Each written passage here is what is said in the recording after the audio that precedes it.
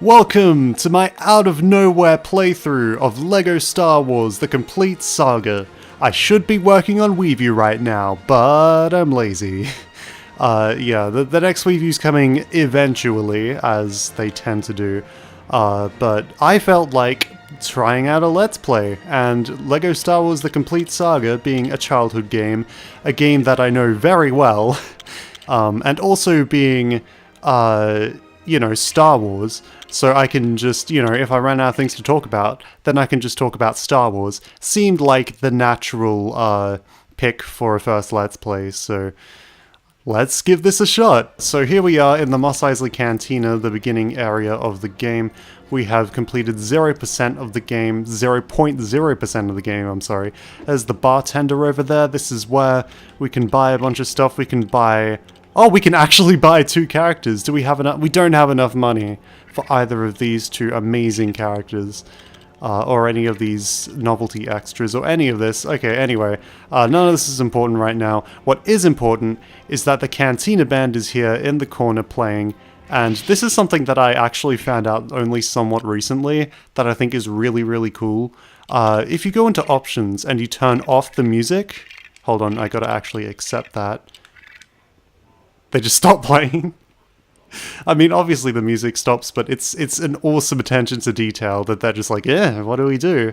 They turned off the music, I guess they don't want us to play. Like, that's amazing. You also can't kill them, they're completely invincible. Wouldn't it be cool, though, if you could kill them, but then the music would just stop? That would be something. But kids game, so you can't. You can, however, just kill any bar patrons that you want. But anyway... enough screwing around in the hub world. Let's actually start playing this game. So, LEGO Star Wars The Complete Saga recounts all of the events of the 6 Star Wars movies that existed at the time of this compilation game being made.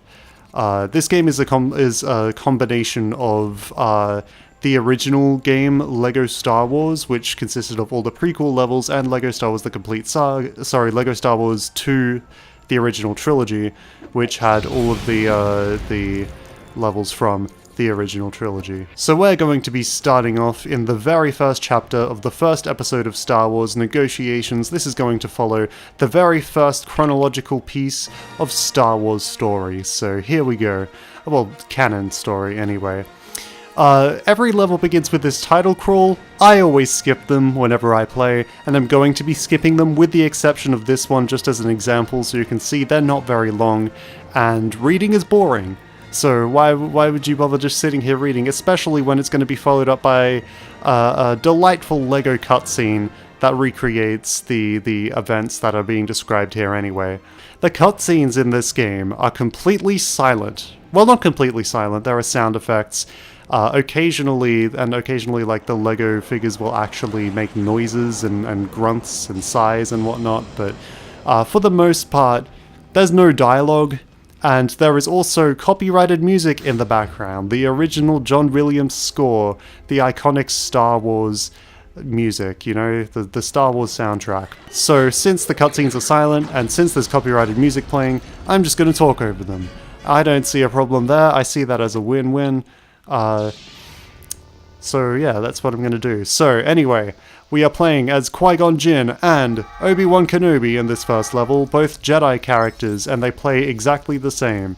So we can use the Force on a bunch of stuff, we can make these chairs dance, because these LEGO games have a fantastic sense of humor. What we are collecting right now are studs. They are our currency. They're filling up that little meter in the top, which kind of matters. If you wanna get yourself a little bonus gold brick at the end of the level. If you don't care, then don't care. And now we got battle droids here, meaning to stop us. This is thrilling commentary. I am so good at this. This was a great idea. Around here, we're going to face some more battle droids. The combat in this game is not very deep. Here, let me show you how to beat every combat encounter in LEGO Star Wars The Complete Saga. Just like that. That move right there, the double jump and slam and welcome to the jam.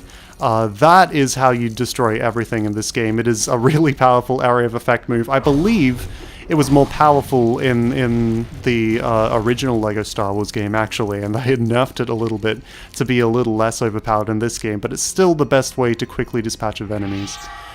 This is TC-14. This is the best character in the game. He can interact with this little portrait here. Sorry, she. TC-14 is a female droid.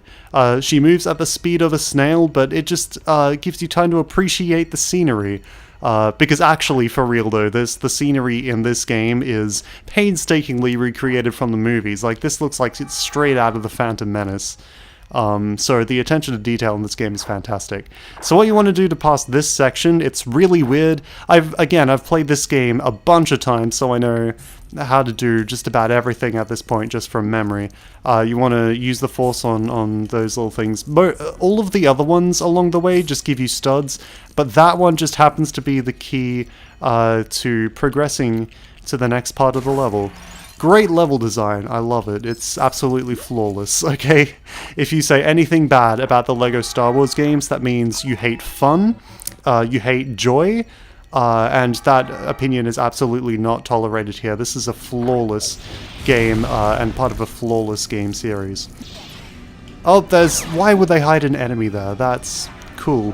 I mean, fantastic level design right there. Now, here's a little thing you can do, because Obi-Wan and Qui-Gon, being Jedi, can double jump, meaning they can do tricky stuff like that. Also, there are enemies down here, a lot of them, and you know what that means. I'm just going to be doing this the entire time.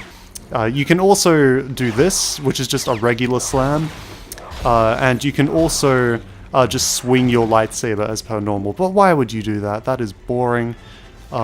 You can also deflect enemy bullets with your lightsaber, if you can be bothered timing it just right, and there's only like one enemy shooting at you, so you don't have to worry about other enemies also getting you while you're there. Right now we've got these guys, these droidicas, that we gotta defeat, and honestly, say what you want about the prequel movies, like The Phantom Menace I don't think is a good movie, but those droidicas, man, they're so cool. These droidicas are just the coolest thing in the world. I always love these things. And the way you want to take care of these is just, you know, take out their shields. What am I talking about? Basically, you want to do what you do with every other enemy in this game, and then just do the double jump and slam. And welcome to the jam.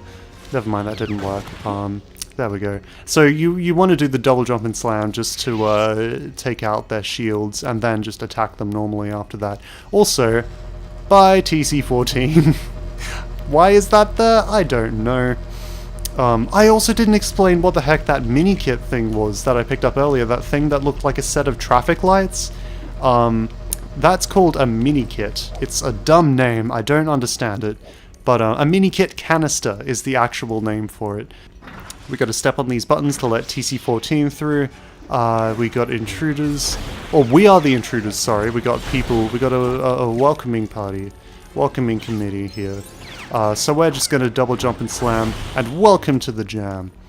And as soon as we activate this panel with TC-14, it's going to open this thingamajig.